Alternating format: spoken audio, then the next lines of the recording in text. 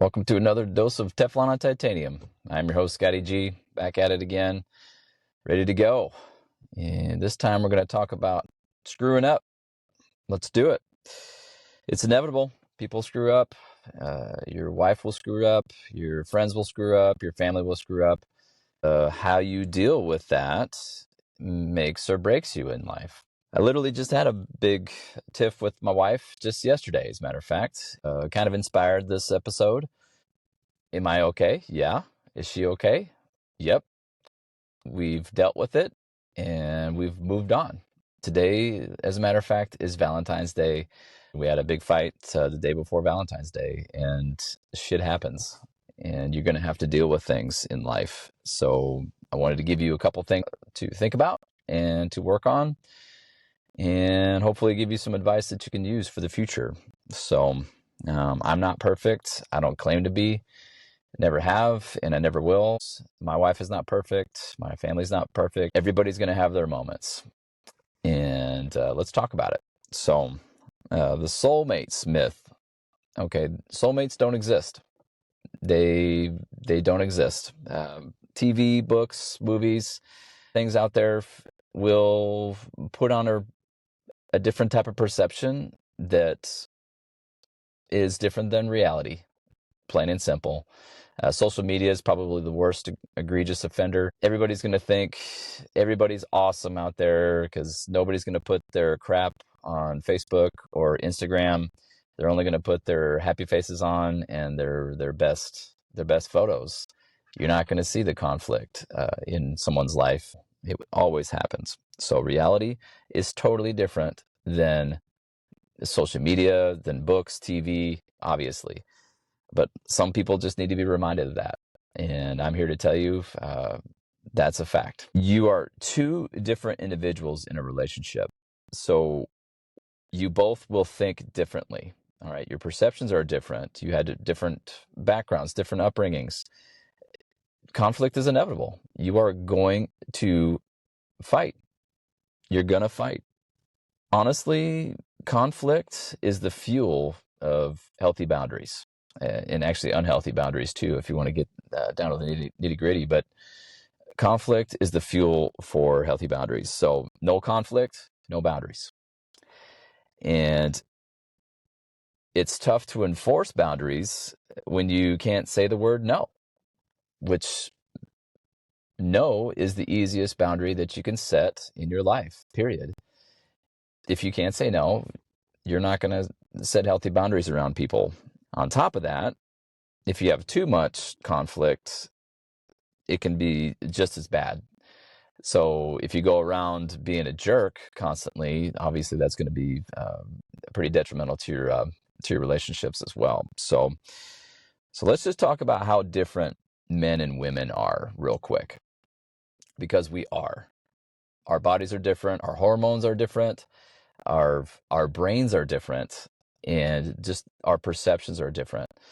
It's inevitable in heterosexual relationships and even homosexual relationships that you're going to perceive a certain situation differently than your person. It's just inevitable.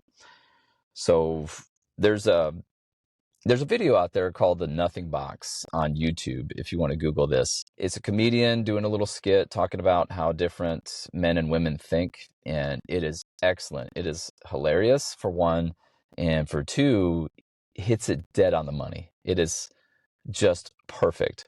Talks about how men think linearly, very logically, A plus B equals C, very focused. Okay, so guys have a tendency to focus on one thing and kind of forget about everything else. And women, sometimes if you see that in your man and you think that's a bad thing, that's really just his brain working out analytics and problem solving. So that's why a lot of guys, they have trouble with multitasking to a degree, because we like to focus on one thing, get that done, and then move to the next one. Well, women have a tendency to kind of be all over the place, and it's not necessarily a bad thing. It's just different wavelengths in your brain, and I think it's fascinating. I think it's fun. It's just nature, and embrace it. So it's not anything that's bad. You're gonna see life and the world through a different lens, is what I'm getting at. So inevitably, you're going to have conflict. Another difference in men and women is the fact that men have a tendency to forgive and forget very quickly, and women have a tendency to kind of hold on to resentment a little bit longer and sometimes forever. That's honestly not a bad thing either, but that's something that you need to recognize between the sexes. Men have a tendency to forgive and forget fairly quickly, and women have a tendency to kind of hold on to things because rumination is pretty common when it comes to women's way of thinking. And obviously, they're a little bit more of the emotional sex, and we're more of the analytical, logical sex, generally speaking. So you're gonna have a tendency to ruminate over something bad that happened.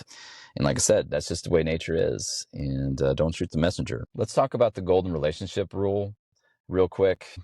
John Gottman is the godfather of relationship studies. He did a lot of research in the 70s, long-term relationships with couples. And what he did, he was studying what makes couples work long-term and what makes one relationship better than the other. And they did it over time, and it's amazing research. So what they generally did is they put couples in rooms and have them problem solve certain situations or certain tasks. The couples didn't know exactly what they were there for when they were researching this. And so what they did is they saw over time which couples lasted and which ones didn't. I think it was over a 10-year period. And they found that couples who had more positive interactions, but still had some negative interactions, lasted longer. And they actually devised a ratio. So a 5-to-1 ratio is what they came up with. So 5 positive interactions to 1 negative interaction is the golden relationship ratio. So what that means is that it's a healthy balance between positive interactions and negative interactions. So you have a lot more positive interactions than you have negative ones, as opposed to a 1-to-1 ratio, which is way too much conflict. You only have 1 positive interaction to 1 negative one.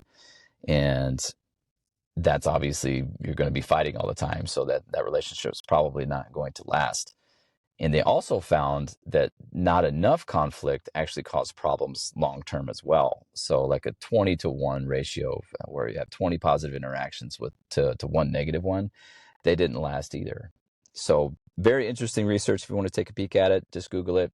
It's fascinating to me personally.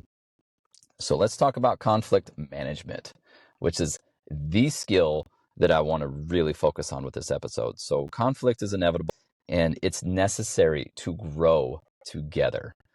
Conflict is necessary to grow together. How you manage the conflict can and will determine your future together, essentially. How you deal with problems, how you deal with anxiety, how you deal with stressful situations together. That's how you grow as a couple, because you are going to be different throughout your life. I am not the same person I was when I was 20. I'm definitely not the person that I was when I was 15. And you just grow over time. And what happens is the conflict that you have in a relationship, that's what creates the growth within the actual relationship. So you grow together. It's very, very important. So do you hold grudges? Ask yourself that question. Do you hold grudges? Do you take things personally? And are you passive aggressive? So those 3 things really can cause problems when it comes to the actual conflicts themselves. So if you hold on to a grudge, if you're very resentful of one certain thing and you ruminate over it, you're not going to give your person a chance to redeem themselves.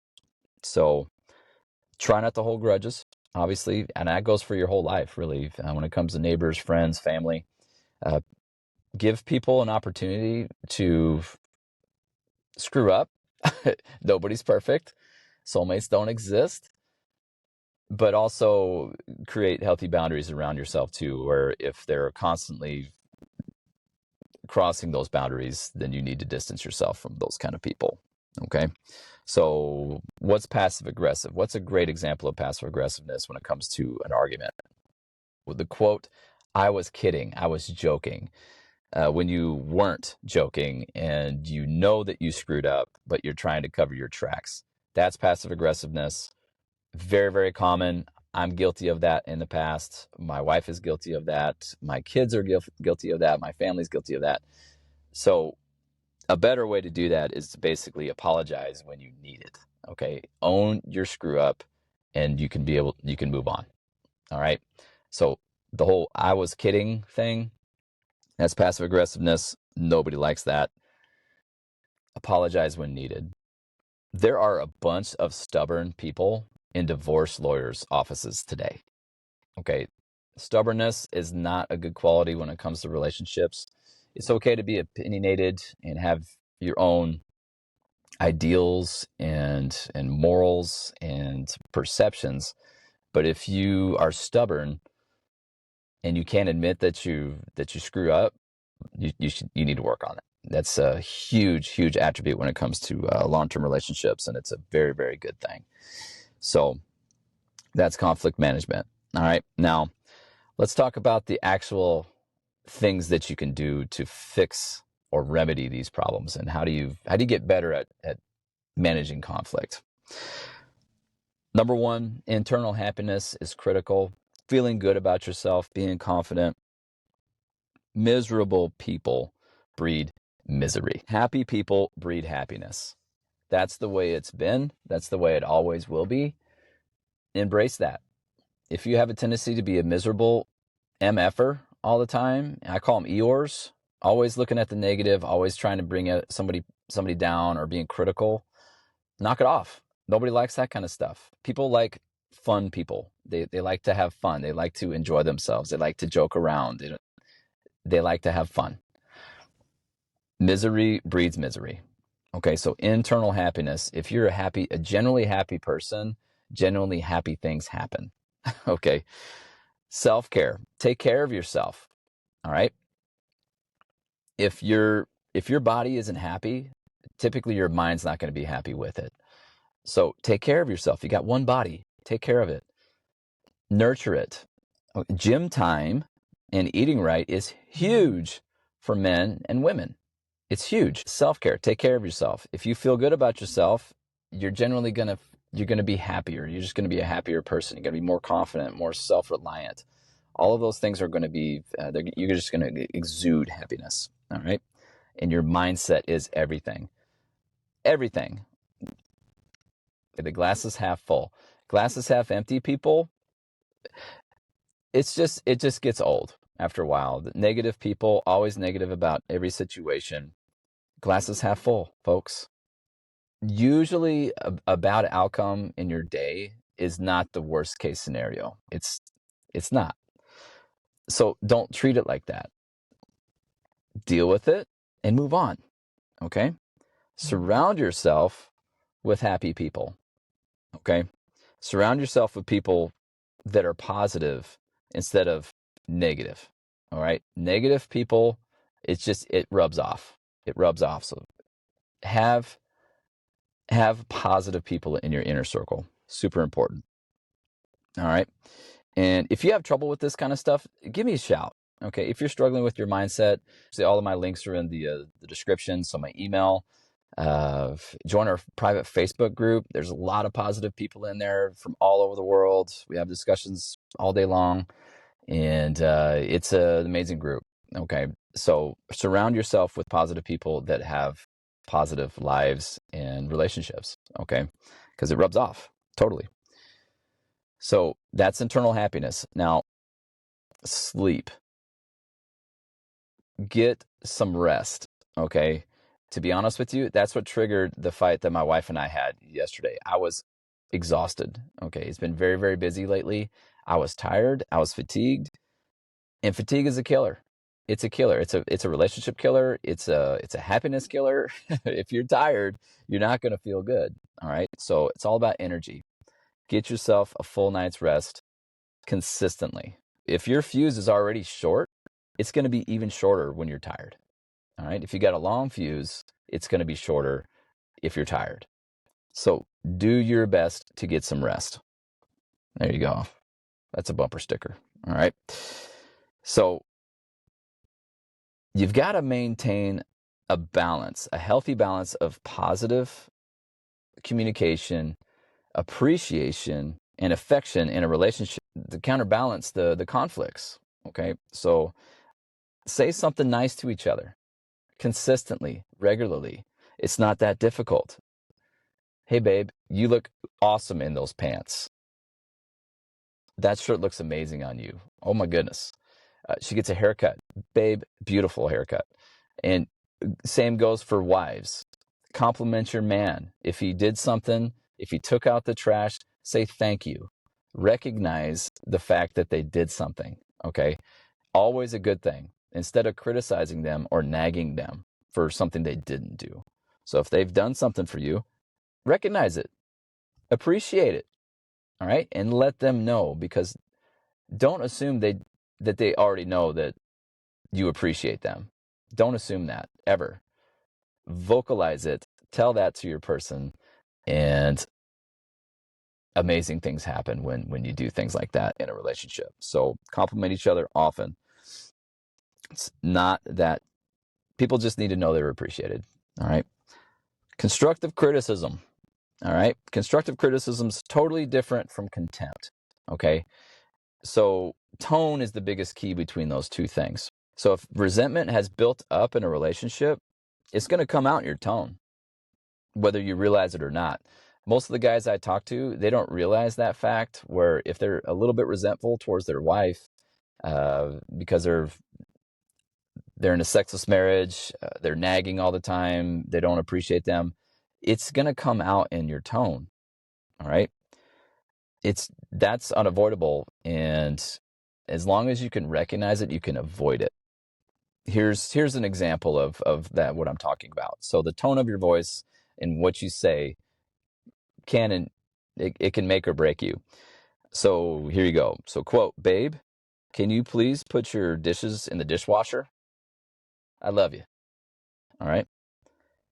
As opposed to, babe, can you please put the dishes in the dishwasher? Those are exactly the same words with totally different tone, and they have two totally different meanings. Super important for people to understand that, especially men. A lot of guys have a tendency to not really understand how tone can really make a difference in a conversation. A simple conversation can turn pretty negative pretty quickly if you're not careful. Don't take things personally. All right. Teflon and titanium. I start my episodes with that. What that means is Teflon, nothing sticks to you, and titanium, nothing breaks you. Nothing sticks to you and nothing breaks you. All right. Teflon and titanium. Don't take things personally. All right. Every argument should have an outcome or a point to it. Okay. If you argue, make sure that there's something that actually comes out of that argument. All right. So if you fight just to fight and you have conflict all the time, it's not healthy and can be a big sign of problems, of issues. So own your side of the argument, understand how it started, and apologize if need be. All right. So you can move on quickly. Usually, like I said, conflict's a good thing as long as there's a positive outcome that comes from it, like setting boundaries, letting a person know what bothers you about them, or something that you screwed up. Apologize.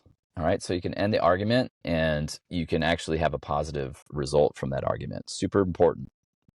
It's okay to argue as long as there's a point, okay, and something that positive comes out of that. That's how growth happens. All right. And I need to address this real quick here too. I wrote this down. Quote, don't go to bed on an argument, unquote, is terrible advice, in my opinion. Okay.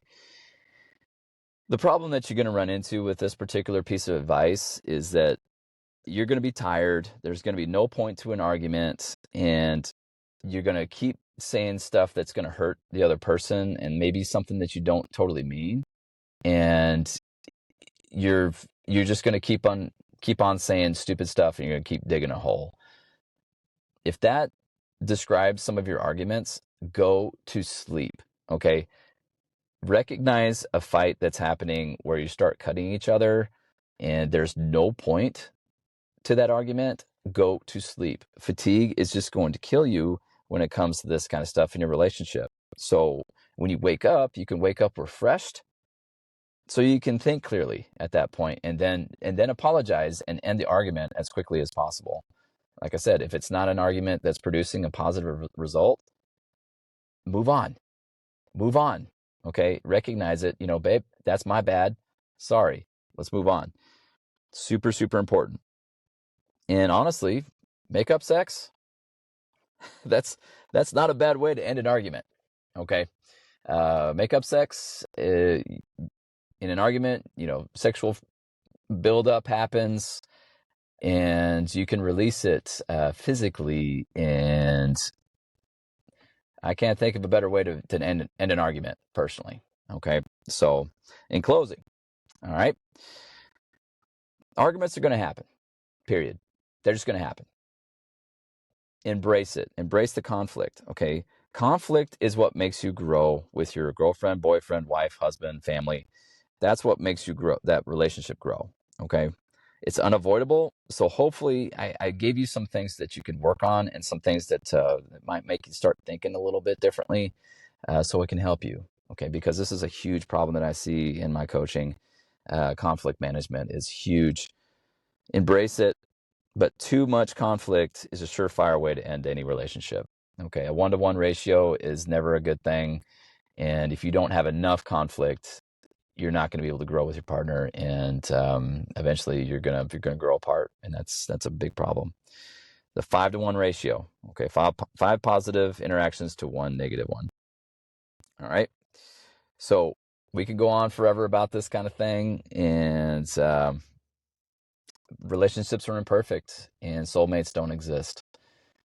Embrace those ideas and live a healthy life, folks. It is okay to fight as long as there's a point and you grow together. Period. Okay. So until the next episode, see ya. Thanks for listening. Please visit marriageisn'tdead.com for all my info. Please join our private Facebook group to interact with me and with people from all over the world. Please like, share, subscribe, and follow to get notified of content I upload every single day. Be desirable.